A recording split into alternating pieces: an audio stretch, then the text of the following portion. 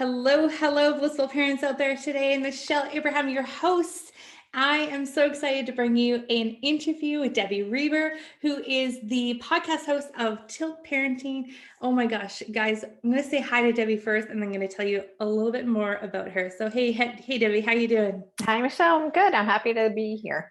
Oh my gosh, we're so thrilled to have you. Blissful parents, let me tell you a little bit more about Debbie. Debbie's a parenting activist. She's a New York Times bestselling author, keynote speaker, and founder of Tilt Parenting, like I just mentioned, which is a podcast, a website, and a great resource for parents who are raising kids who are differently wired. So this is something we want to dive into today. Her newest book, Differently Wired, A Parent's Guide to Raising an Atypical Child with Confidence and Hope. And that came out in 2018 after you were living abroad in the Netherlands for 5 years. So Debbie and her husband and 17-year-old son moved to Brooklyn in 2019, which is where she's coming to us live from today. So Debbie, thank you so much for joining us. And I'm super excited to dive into some of these great things we're going to chat about today. Awesome. Me too. All right. Well, I want to really know about the living abroad for 5 years. That's something I love talking about, travel and all that. But before we get into that, let's talk about just the words wired differently. What are we talking about here, and where do we start? Yeah, I like the term differently wired to really encompass any sort of neuro difference that a child or a person might have. And so when I first launched Tilt Parenting, I didn't love that so much of the language is deficit-based or it's pathologizing. And the word disorder is used in so many learning disabilities and other things. And so I wanted to kind of put us all under an umbrella because there's so many commonalities. And so differently wired could be anything from ADHD or learning disability like dyslexia. It could be autism. It could be being gifted. It could be being gifted and having something else going on. It could be sensory processing issues, or there may not even be a diagnosis, but it's really just a way of describing that some people's brains are wired in such a way that school systems or some aspect of society is not designed to really support how they operate in the world. I love that. Does TILT stand for anything in particular, or where did that come from? It does not. I get asked that all the time. So if anyone watching this has an idea of what I could kind of go back and say it means, that would be great. But I can tell you the story of why it's named Tilt. So right before we did this move abroad, and which was kind of when everything changed and we just kind of changed our life radically. We went to the Jersey Shore with my family, and my mom and my child and I were riding on the Tilt-A-Whirl. So do you know that ride? It kind of whips you around, and my husband got a picture of us, right? And we're holding on and our hair's back and we have these big grins on and we're just waiting to be whipped around again. So I had that picture hanging on my wall after we moved, and I started a blog called Tilt a World because I felt like that's what we were doing. We're throwing out all the rules and we just had to hold on. And so when I started developing Tilt years later, that word tilt, it was still kind of represented so much in terms of the way that we need to be prepared to reframe, to flip things. We have to hold on for the ride and be ready for whatever comes next. So that's kind of the origin story for the name. I love it, because as soon as I read the word tilt or heard about your tilt parenting, I was like, that's kind of reminds me of that ride at the fair where you're tilting and stuff. So that's so great. That's actually where the story came from. And it is a wild journey, parenting, and parenting kids that are wired differently is also an even more wild journey. And so I love to chat with you about your podcast. It has had millions of downloads, and you've had some incredible conversations on there. Can you share with us maybe one or two things that's changed maybe your life from your podcast and the interviews that you've had being a part of a Tilt Parenting? Oh my gosh. I've just released episode 274 today. So I've done a lot of interviews. And when I launched Tilt 5.5 years ago, I had a list of my kind of dream guests, and I've had almost all of them on. And sometimes I still go back and listen to them because I learn something every time I listen to an episode again. One that I just released today, actually, I love so much. I told my family this was my Terry Gross moment. If you ever listen to Fresh Air, Terry Gross is an incredible interviewer. And I really worked hard to prepare to talk to Catherine May, who wrote this book called Wintering, which was a big New York Times bestseller last year, and a new book called The Electricity of Every Living Thing. And it's about her journey of discovering her autism as a woman and, it kind of piecing together the puzzle that was her. So that's an interview that I just loved doing. And I just learned so much, and it forced me to kind of stretch as a interviewer and just think, how do I share her story in a way that's really going to meet and resonate with my listeners. And then I'll just say there's another interview that I've listened to now 3 times. It's with Ned Johnson and Bill Stixrud, and they wrote a book. They've written 2 books. One is called The Self-Driven Child, and their newest book, I don't know if I have a copy of it right here. It's called What Do You Say? And they have profoundly changed the way that I parent. They're all about really giving our kids agency and how to have a respectful, meaningful connection with especially our teens and adolescents, so that they can feel good and grow confident in who they are, even if they have lagging executive function skills, or even if they are struggling in other areas. So that's one that I still go back and listen to. Such an incredible journey to be able to interview and extrapolate from all the people whose books you've read. And as I'm sure some of our listeners listening to this today who have read your book, and be like, wow, that's, so interesting to then hear the behind the pages, if you will, of some of the stories that led to the book. So I would love to dive into your book, and how was that book formed, and how did you come up with the framework for what you do? Well, I will say that I've been writing since 2000, actually since earlier. I wrote a bunch of books for Blue's Clues before I even started writing for teens and up. But I've written probably 9 or 10 books that were published between 2000 and when I started writing Differently Wired. And so I knew I was going to write a book about, for parents like me. I wanted to share information in a way that would support other parents, because I felt like it was really hard to get the information I needed. And I'm really good at taking information or learning from other sources and kind of taking the nuggets, applying it, and then sharing it in such a way that other people can really get it. So I knew I was going to do that, but I actually started writing Differently Wired as more of a inspirational memoir. And so I worked on that before I launched Tilt. I have an agent. She thought that was in fact, she pushed me to go that direction. And so I spent a year working on this proposal and sample chapters, and then we never sold that book. And I was like, okay, I guess that's not the book. And so I decided to put that aside. And I always knew I wanted to create kind of a hub for parents and a podcast and a bunch of resources. And so I decided to pivot and put all my energy into developing Tilt. So I spent about a year developing Tilt, researching with parents, launching the podcast. And then about 6 months after I launched Tilt, a publisher approached me and said, hey, I like your podcast. Have you ever thought of writing a book? And I said, well, actually, I've already been working on one. And I was just about to re-enter that proposal and try to pivot the proposal to match what I had created. And so that's how ultimately the book came to be. It was just not the right timing for it to be birthed, I guess. That is publishing. It is a brutal business to be in. Right.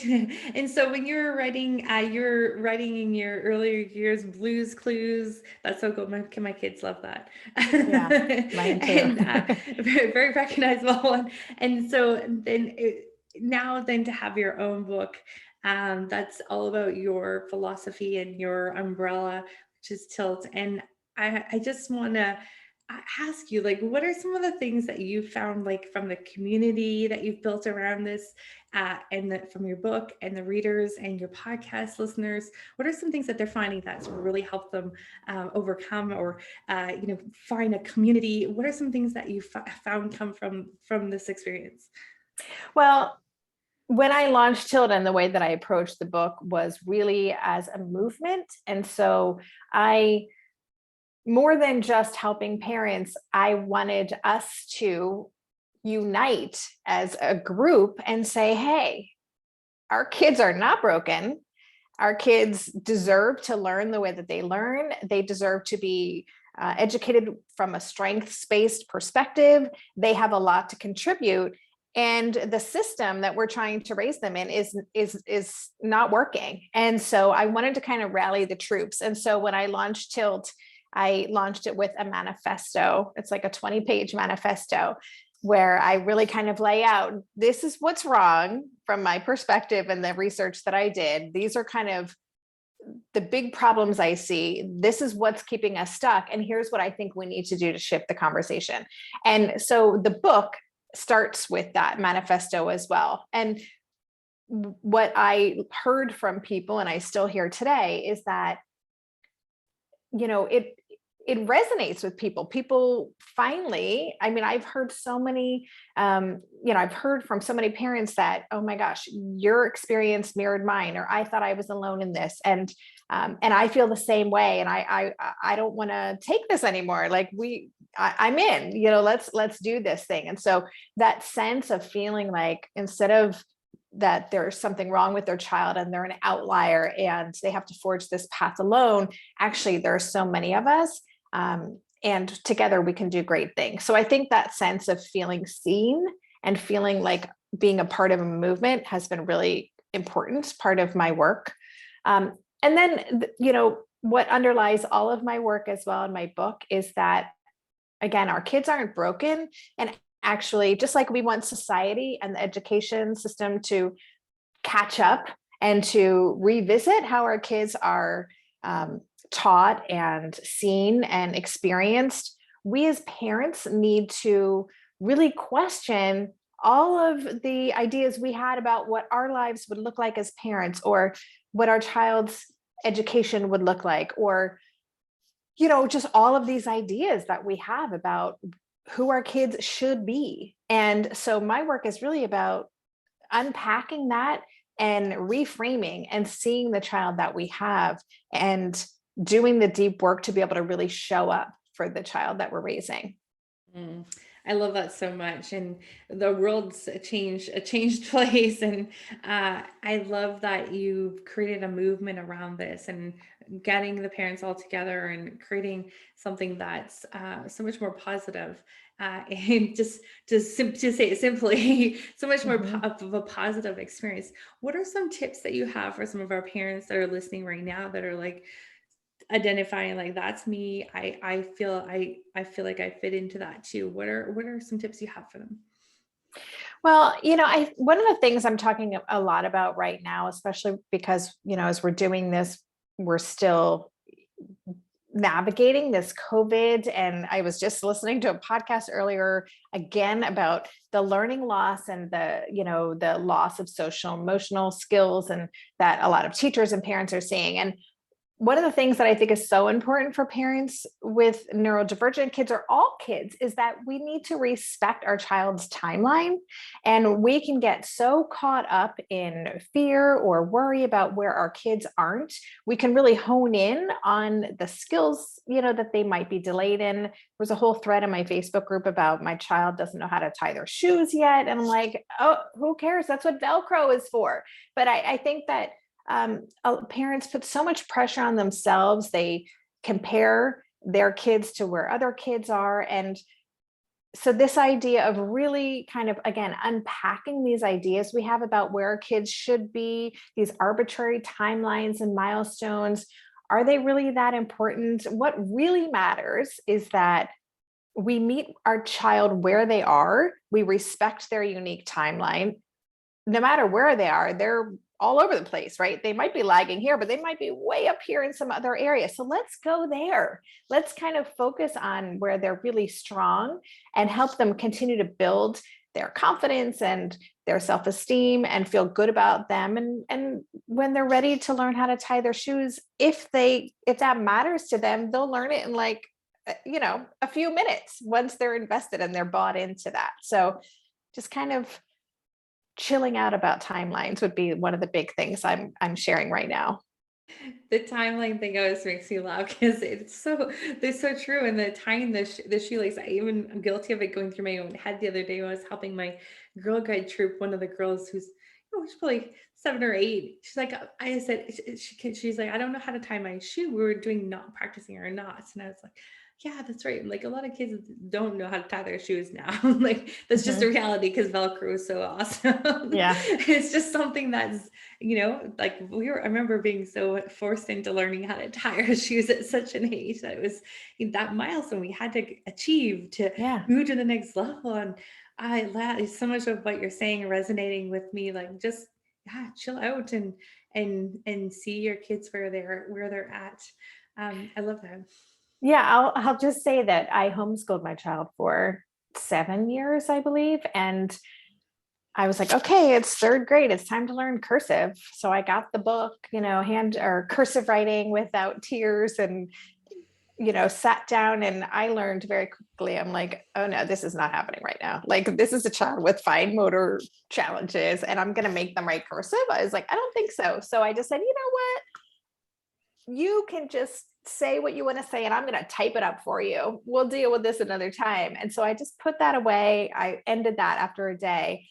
Fast forward a few years and my child who can get interested in sometimes obscure topics got very interested in Spencerian scripts and started studying, the origin of cursive writing and calligraphy and things, and then ended up working with a typography instructor, developing his own font and working on, and now has this most incredible like calligraphy penmanship. And I can guarantee if I forced the cursive, that would never have happened. There would have been such a resistance to ever learning how to do it.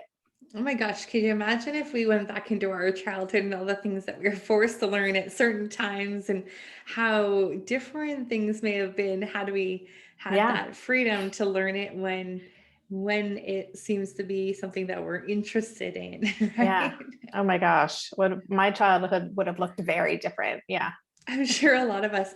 Now, it's interesting. We were talking a little bit about like, in school, there's so many benchmarks and so many things they have to achieve and accomplish at certain things. In, looking at what you're creating with your community, what would be the ideal kind of schooling environment for kids that are wired differently?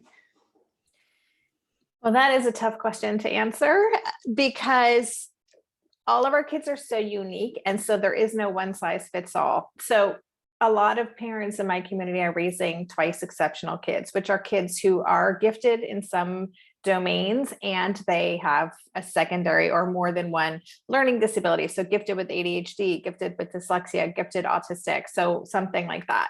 And those kids are really tricky because they're all over the place. Their asynchronicities and, their gifts are so advanced, and then they may have these lagging skills that make any sort of traditional classroom really tricky. And a lot of those parents end up homeschooling. That's one of the reasons why I homeschooled for so many years. And I know I like to always just say, I know that's not an option for so many families for a multitude of reasons. But many families with differently wired kids, whether because their child was disinvited from a school environment or the parents pulled them out for a certain period of time, find that homeschooling can be a really good way to reset and help the child really lean into their strengths and maybe even recover from some negative experiences that they've had in school. Sometimes charter schools can be great. There are more and more public schools, I think, with an IEP, depending on the difference, the learning difference that the child has can work. So what I always say when it comes to educating these kids is most of us are not going to be able to easily just say neighborhood school, K through 8, they're good to go. it usually requires a year by year check-in. Is this working now? What's our plan for this year? Let's figure out what will work this year based on who my child is right now and what they need and where they are in their development. So it's a little more labor intensive because we can't just kind of necessarily like put them in a school and assume it's going to be fine. I love that approach because it's like a year by year, not the whole elementary school or the whole senior school in one kind of category. I've Yeah. seen a lot of parents doing that over the last few years as the world's been different, maybe holding the kids back this year and homeschooling, not holding them back, but just bringing them home to homeschool to have a different experience. I think that's a really great approach that could be valuable for both parents and the kids as well. Yeah. I love that. Yeah. I mean, I will say that homeschooling for us, I was a reluctant homeschooler to say the least. It was not part of my plan at all. But we had 3 pretty negative school experiences over the course of 3 years between kindergarten, first and second grade. And so it was the move abroad, and I was researching schools in the Netherlands and international schools. And my friend was like, what are you thinking? If you could not find a good fit in Seattle where we were living, which has a lot of options, she's like, you're not going to find a great fit in the Netherlands. It's my hunch. And she just said to me, Debbie, this is a human who needs to be homeschooled right now. And I finally agreed.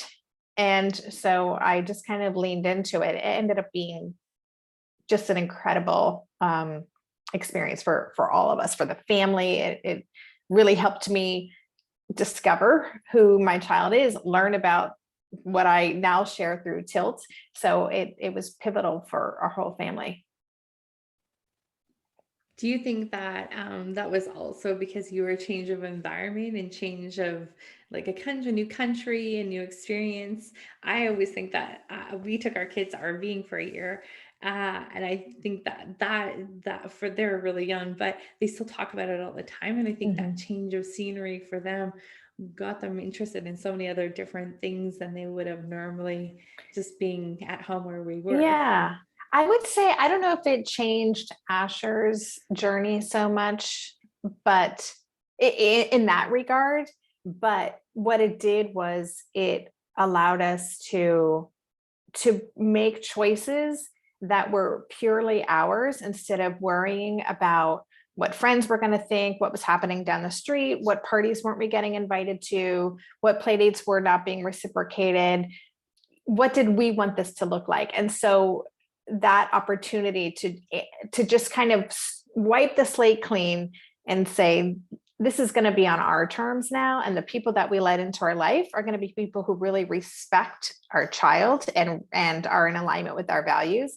And that pressure alone, having that gone, was a huge gift. I mean, certainly there were a lot of stressors that first year because we didn't, speak the language and we didn't have a support network. And so there were a lot of things that made it more challenging. But I think throwing out the rule book was definitely the biggest gift of that.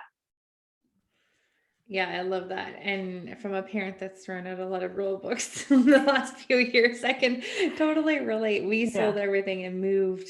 We live off the grid on a little lake in the middle of nowhere. Wow. And I think for me, what that did is allowed us to slow down enough to then focus some more time with each other.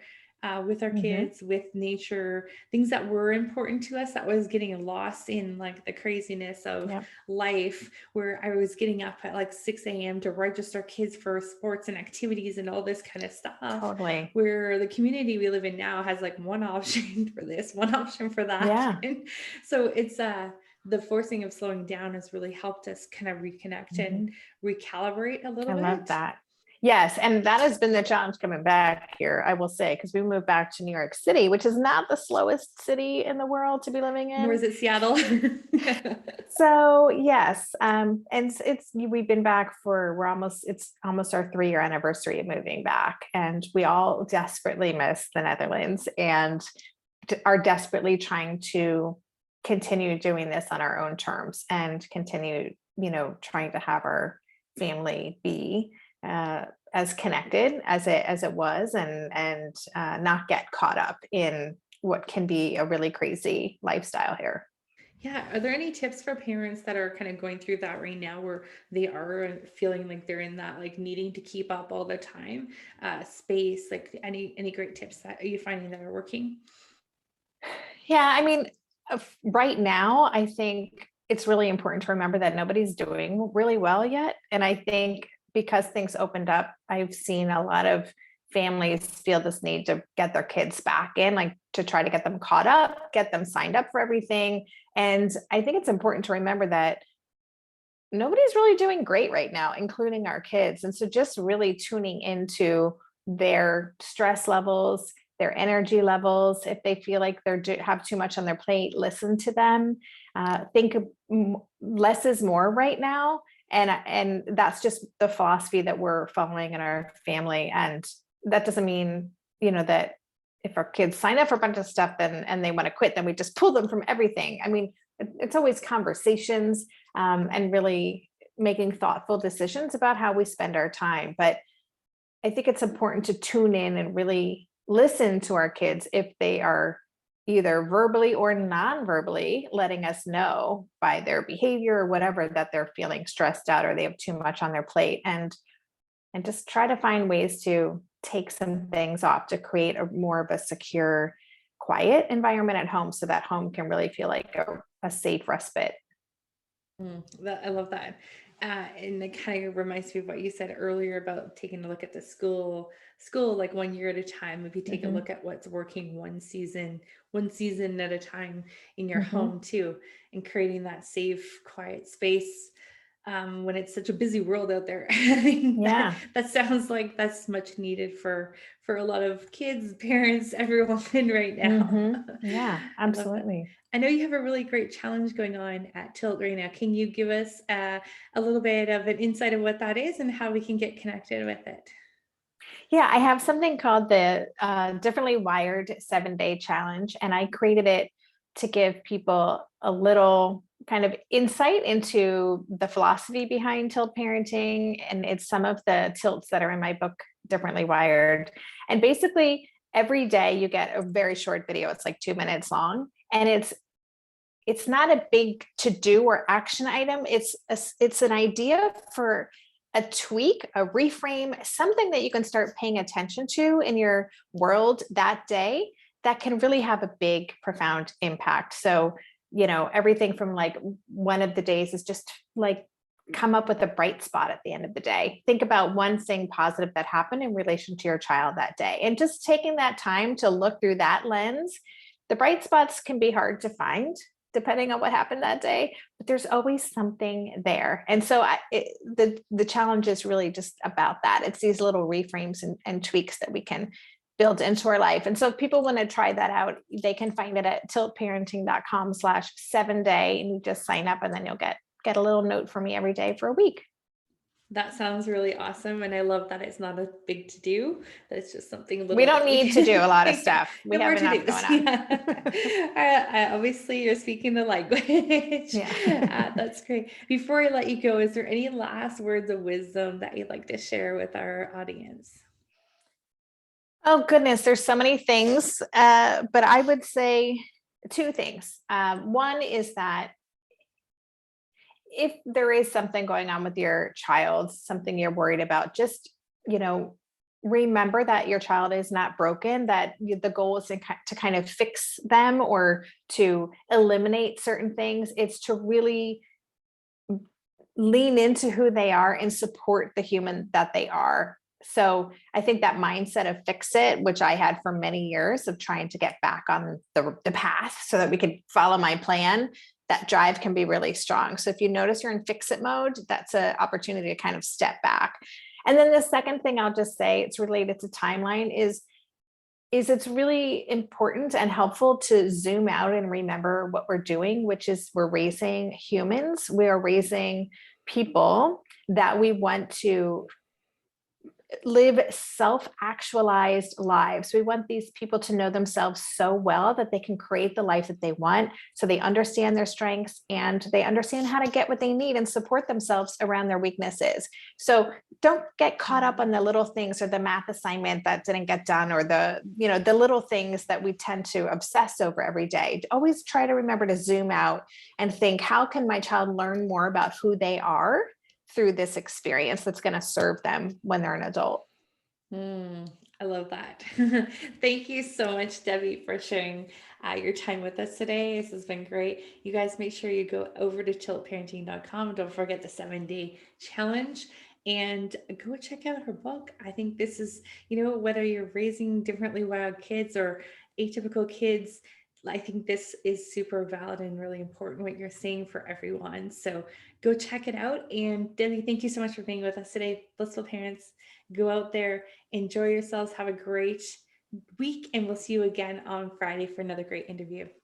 Thanks, Debbie. Thank you. Bye, everybody. Bye.